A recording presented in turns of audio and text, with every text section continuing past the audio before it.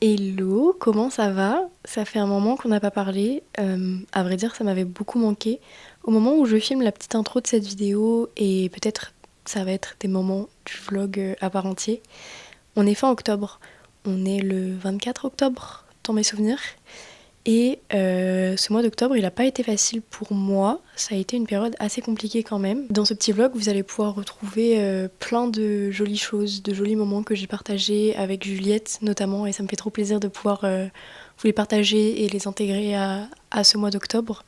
Et je compte bien continuer à faire mes petites vidéos et à revenir en force parce que ça me fait trop plaisir et que à chaque fois que je me lance et que je mets on la caméra, c'est juste un sentiment de liberté assez étrange et d'apaisement qui arrive. En tout cas, j'espère que ce petit vlog va vous plaire et que vous allez pouvoir vous retrouver un peu dans ce que je raconte. Parce qu'encore une fois, il y aura toujours des petits moments un peu face cam où on va papoter entre nous. La météo est pas dingue aujourd'hui, c'est très bizarre. Un coup, il y a beaucoup de soleil, il y a eu la tempête Benjamin qui est passée, et un coup, il y a beaucoup de vent et beaucoup de pluie. J'avoue que je sais pas trop où me situer. Voilà, je m'excuse si jamais la luminosité n'est pas au top. J'espère que le son compensera un petit peu. Et puis, voilà quoi.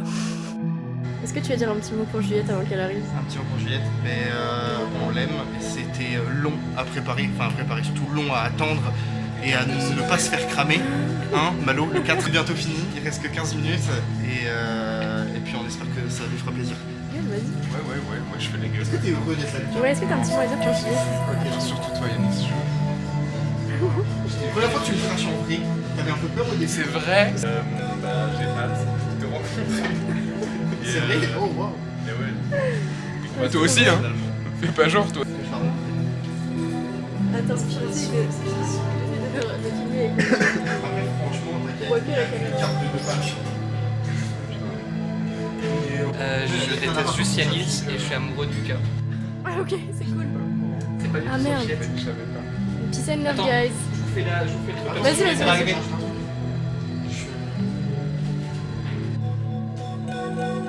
Mais non. Mais non. Coucou Juliette. Vous savez, ça porte bonheur d'embrasser un chauvin. Embrasse-moi. Mais je t'emmerde. Embrasse-moi sur la bouche. Si jamais vous faire un vlog ou un truc comme ça.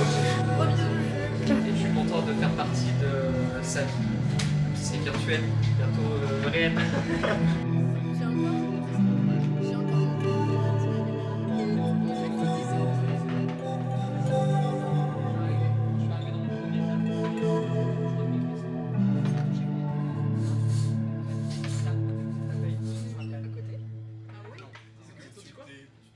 Ça vous avait manqué qu'on se pose comme ça et qu'on papote un peu? Parce que moi, oui, ça m'avait vraiment manqué. Et aujourd'hui, je voulais qu'on papote un peu. La dernière fois, on avait pu parler vraiment beaucoup d'anxiété sociale parce que c'est quelque chose dont je souffre énormément au quotidien, à vrai dire. Et j'ai envie de dire que ce mois-ci, ça s'est un peu empiré. J'avais vraiment l'impression de réussir à faire des folies récemment. Je suis retournée à Paris pour fêter l'anniversaire de Juliette, puis je suis retournée à Rennes, j'ai vu plein de gens que je connaissais pas. À la fac, j'ai parlé avec plein de nouvelles personnes. Et c'est vrai que là, je suis retombée, pas forcément retombée parce que c'est pas non plus négatif. Je sais que j'ai pas toujours l'énergie de voir plein de monde et de parler à plein de monde et c'est ok. C'est pas forcément négatif quand je dis que je suis retombée un peu dans mon isolement. Mais quand même, j'ai l'impression que le mois d'octobre est plus difficile socialement parlant. Avant de vous update un petit peu sur mes relations sociales de manière générale, je voulais aussi qu'on parle de créativité parce que c'est quelque chose qui me travaille beaucoup en ce moment. Je passe mon temps en réalité à travailler mes cours quand je ne suis pas à la fac ou avec mes sœurs ou avec mon copain. Et c'est une distraction déjà passionnante parce que j'adore mes études en vrai et que c'est une bonne chose parce que j'ai envie de me donner les moyens de réussir. Pour ceux qui savent pas et qui me découvrent, je suis en 2e année de licence de psycho et je souhaite intégrer un master de psychologie clinique pour pouvoir être psychologue clinicienne par la suite. Et c'est vrai que c'est un objectif absolument énorme quand on regarde les pourcentages par rapport au master, quand on regarde le nombre d'élèves qui sont pris, et je vous assure, ce n'est pas beaucoup. C'est une pression énorme que je me mets. Et à la fois, cette pression-là, j'arrive à la transformer en quelque chose de positif. Ça veut dire que là, je suis déterminée à bosser mes cours. Je dirais que j'ai vraiment trouvé ma méthode de travail. J'ai trouvé les horaires sur lesquels j'étais plus efficace pour travailler. Enfin, tout plein de choses qui font que je suis vraiment énormément investie dans mes cours en ce moment, ce qui est une très bonne chose. Mais à côté de ça, j'ai l'impression d'avoir perdu toute créativité en me consacrant uniquement à des activités intellectuelles telles que l'école. Et c'est quelque chose qui me rend triste parce que je dirais que j'ai toujours eu la chance de lier l'école et la création. Par exemple, au lycée, j'ai fait un bac d'art plastique pendant 2 ans. J'avais une spécialité art plastique. L'année dernière, à côté de la fac, j'allais faire du modèle vivant dans un atelier et c'était vraiment super chouette. J'essayais de peindre, j'essayais de dessiner. Mais toutes ces choses-là, en fait, je me rends compte que je peux pas être partout à la fois et que mon énergie n'est pas illimitée. Ça veut dire que pour m'aider dans mon organisation, pour pouvoir faire et les choses perso que j'ai envie de faire et les choses un peu plus intellectuelles, scolaires que j'ai envie de faire, je me fais une to-do list avec en haut tous les trucs d'école et en bas, par exemple, tous les trucs perso que j'ai envie de faire pour moi. Dans ces trucs perso-là, on va retrouver finir de lire mon livre, que je n'ai toujours pas fini de lire. J'ai dévoré quasiment tout le livre en une semaine. Et après ça, j'ai quasiment plus réussi à y toucher tellement je me suis investie dans d'autres activités, principalement les cours du coup, dans mes révisions, parce que j'essaie d'être organisée, de ficher, enfin bref, vous avez compris le topo. Et ça me rend très triste et j'ai l'impression de perdre une partie de ma personnalité que de ne plus créer. J'ai l'impression que la création artistique et de manière générale l'imagination, la créativité, c'est quelque chose qui fait partie de mon identité à part entière. J'ai toujours dessiné, j'ai toujours adoré la musique, j'ai toujours adoré le cinéma. Ça, c'est quelque chose que je m'autorise un peu plus récemment. Et d'ailleurs, le seul cadeau d'anniversaire que j'ai demandé, c'était une carte illimitée pour pouvoir aller au cinéma. Quelque chose me manque considérablement à ma vie depuis que je suis entrée à la fac et que je bosse que la psycho. Parce qu'en psycho, c'est quasiment que théorique, enfin, c'est vraiment que théorique pour le moment. Et ça me rend très triste. Je vais essayer de me fixer des petits objectifs pour remédier à ça. Faire une vidéo où j'essaye de retrouver ma créativité, soit sur le long terme, soit sur une semaine. J'ai envie de lire, j'ai envie de peindre, j'ai envie de me cultiver, j'ai envie d'aller au cinéma, j'ai envie d'aller visiter des expositions, j'ai envie de regarder des photos, j'ai envie de faire de la photographie. Ce pourquoi je raconte tout ça à la base, c'est que filmer et m'autoriser à poster des vidéos, à partager un peu de mon quotidien, c'est la seule créativité qui, j'ai l'impression, m'appartient encore et à laquelle j'arrive à me tenir.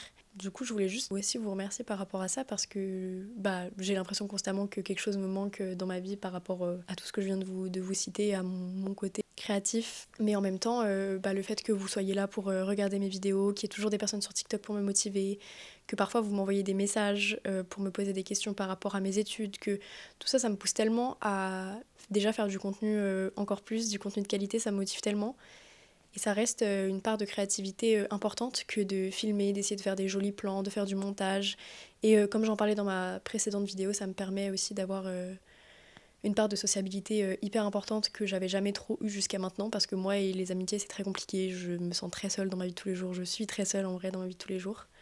Mais grâce à ça, à mon petit quotidien de filmer des vidéos TikTok, même si là j'aimerais poster 2 vidéos sur YouTube par mois minimum, ça n'a pas été le cas ce mois-ci parce que juste j'étais pas assez en forme et qu'en vrai, comme je vous l'ai dit, je passe tout mon temps, toute la distraction que je peux avoir, je la mets sur mes études parce qu'aussi ça m'empêche de trop penser et ça m'empêche de trop ressentir des choses que j'ai pas envie de ressentir maintenant et peut-être probablement sur lesquelles je ne me sens pas prête de ressentir. En tout cas voilà, petite séance de thérapie de moi à moi-même. Je devais voir ma psy aujourd'hui et elle a annulé mon rendez-vous alors que j'en avais bien besoin, mais elle a eu un empêchement personnel et c'est ok. Je vais essayer de remettre un rendez-vous parce que le prochain il est encore dans un mois et j'avoue que ça va faire très long. Et si je peux vous donner un petit conseil dans cette petite vidéo, retournez voir votre psy ou alors commencez un suivi psy. Moi c'est quelque chose que j'avais complètement arrêté après avoir guéri, si on peut dire guéri, vraiment après avoir terminé les énormes phases dépressives sur le long terme, ou plus globalement ma dépression en réalité. J'ai arrêté d'aller voir ma psy parce que j'avais l'impression d'aller mieux, parce que ça va mieux dans ma vie de tous les jours, que je me sens moins en danger par rapport à moi-même, que je ne suis plus en danger par rapport à moi-même. Mais il ne faut pas attendre d'être en danger par rapport à soi-même pour consulter, pour aller voir une psy. Et je pense que c'est un des meilleurs choix que j'ai pu faire que de retourner cette année voir ma psy en lui disant je me sens prête en fait à travailler sur les sujets, sur des sujets plus profonds, sur moi-même. Aujourd'hui, avec l'énergie que j'ai, avec le recul que j'ai des choses qui n'allaient pas auparavant, Et je dis pas avoir tout vécu, tout vu, hein, loin de là, j'ai à peine 19 ans. Mais tout ça pour dire que je lui ai dit, bon bah ça y est, en fait, je me sens assez en forme pour démarrer une vraie thérapie. Essayer de gérer simplement une situation de crise, mais sur du plus long terme, essayer de mieux me comprendre. Et c'est une forme de respect de moi à moi-même que je trouve énorme. Et ça, c'est quelque chose sur lequel je serai toujours reconnaissante à moi-même de l'avoir fait et d'avoir fait les démarches parce que ça m'apporte énormément. Et ça me permet, comme par exemple ce mois-ci, ça allait pas. Ça me permet vraiment de me raccrocher au fait que c'est déjà pas allé avant et je suis allée mieux.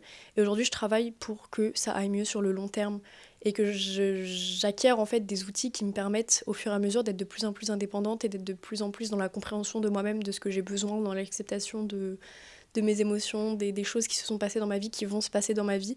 Essayer de lâcher ce sort de contrôle et vraiment travailler sur moi-même. Et c'est trop génial. Je vous raconte tout ça alors que mon rendez-vous psy a été annulé. Mais voilà, si j'avais un petit conseil à vous donner, j'ai l'impression d'avoir une mèche de cheveux dans l'œil. En tout cas, ça fait toujours trop du bien de papoter et de retourner sur un format plus long. C'est vraiment mes formats préférés. Si seulement je pouvais passer mon temps à faire des vidéos YouTube, sachez que je le ferais vraiment.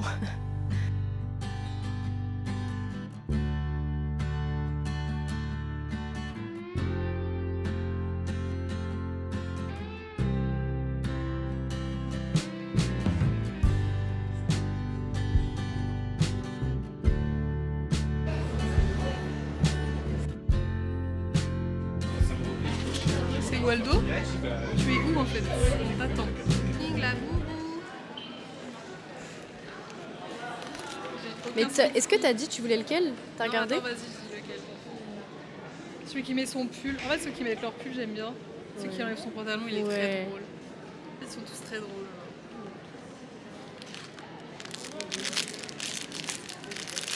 Le bruit.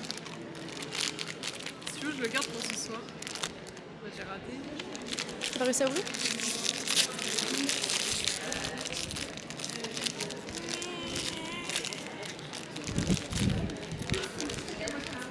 Maman, tu veux mourir? Ok. Il est trop drôle. C'est celui qui met son pantalon. C'est celui que je t'ai montré. Il est débile. J'aime trop. Il est trop bête, genre. Il a vraiment une-